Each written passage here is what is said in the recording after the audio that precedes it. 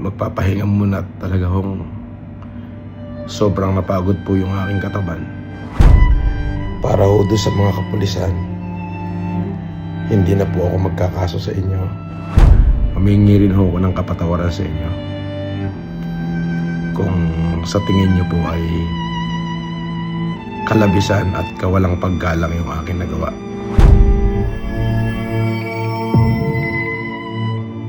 Hi everyone!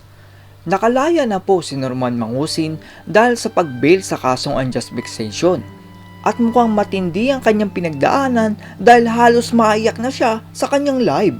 Sa video na ito ay panoorin natin ang tila pinagbagsakan ng mundo na si Norman Mangusin. Panoorin natin ang video na ito.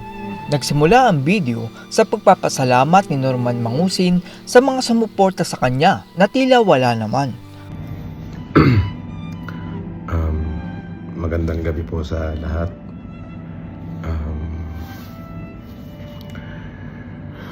Kalalaya ko lang po pansamantala. Maraming salamat po dun sa mga taong nagmalasakit at tumulong sa akin. Maraming salamat po dun sa mga taong patuloy pong sumusuporta sa akin. Maraming salamat po sa inyo.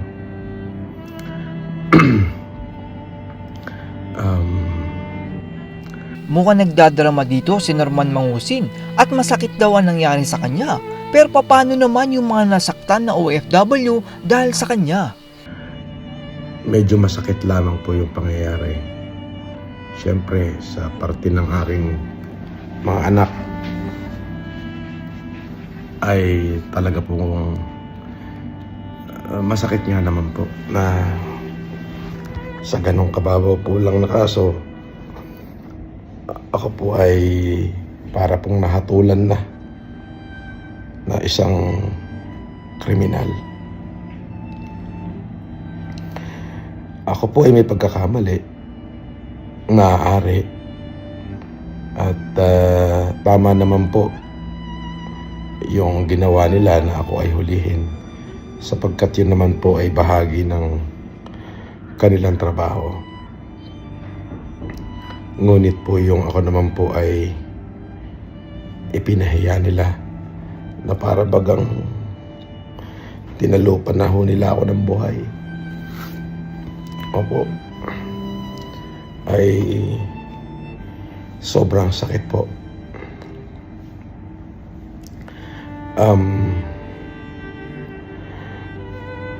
Humingi naman ng tawad si Norman Mangusin sa kapulisan dahil sa paggamit ng uniform ng pulis, pero dati ay todo laban siya at kung ano-ano pang sinasabi sa mga kapulisan.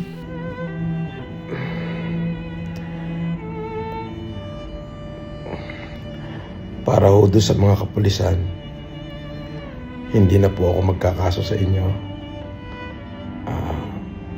Pinagpapasa Diyos ko na lang ho. Maaaring kayo po ay sumusunod lamang. At dun sa PNP, kung ako po ay nakagawa ng pagkakamali dahil po dyan sa kumalat na litrato ng pagsusuot ng kung saan ako po ay nakasuot ng police uniform, humingi rin ho ako ng kapatawaran sa inyo. Kung sa tingin nyo po ay kalabisan at kawalang paggalang yung aking nagawa.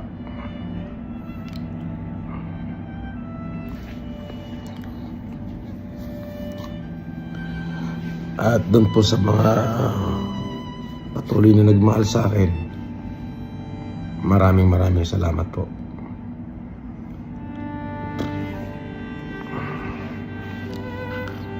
At humihingi ho ako ng tawad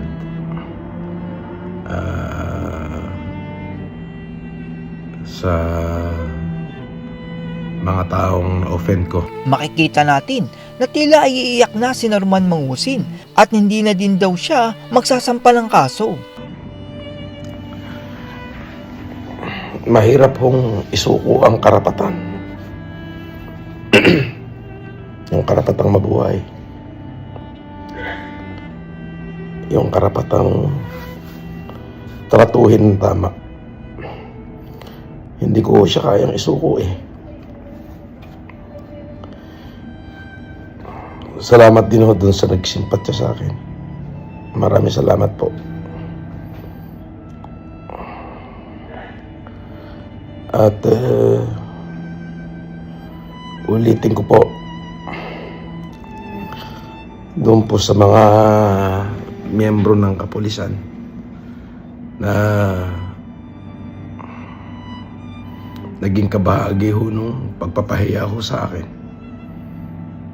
Hindi na po ako magsasampa ng demanda sa inyo. Pinatawad ko na ho kayo. At sa PNP po, kung kayo po ay sa tingin nyo nakalabisan ho yung aking ginawa doon sa nakumakalat na pagsusuot ko ng uniforme, patawarin nyo ho ako. Wala ho akong masamang intensyon doon.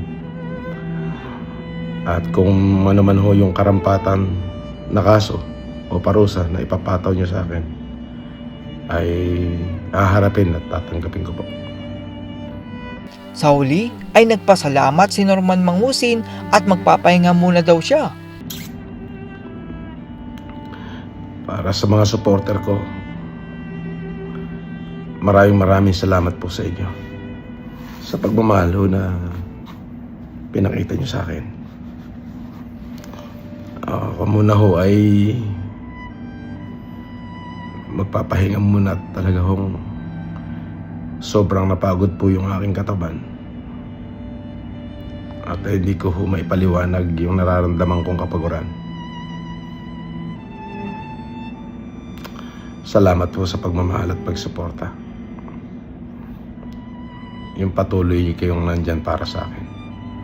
Yun po ay napakalaking bagay. Yun lamang po. At maraming salamat po. Magandang gabi po sa inyo.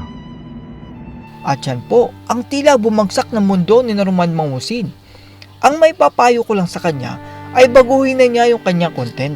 Likas naman kay Norman Mangusin ang pagiging nakakatawa, kaya maganda na tulungan na lang niya ang mga Pilipino sa pagsugpo sa mga korap sa Pilipinas. Magbigay siya ng opinyon sa mga nangyayari sa Pilipinas kung saan ay ang kanyang opinyon ang maglalantad ng mga korap sa Pilipinas. Naiintindihan ko naman na kailangan niyang magmukhang maangas at mayabang para magmukha siya nakakatawa at panoorin siya. Pero kung ang iyong pagyayabang ay gumagawa ka ng humanitarian para magmukha kang mayaman, ay tila mali na po yan. Ang totoong pagtulong sa kapwa ay hindi ang pagpapakita ng iyong video na may natulungan ka, kundi ang pagbibigay ng kaya mo kahit walang camera. That's all everyone. Salamat sa inyong panonood. This is Chuck and you're watching Biker Drone.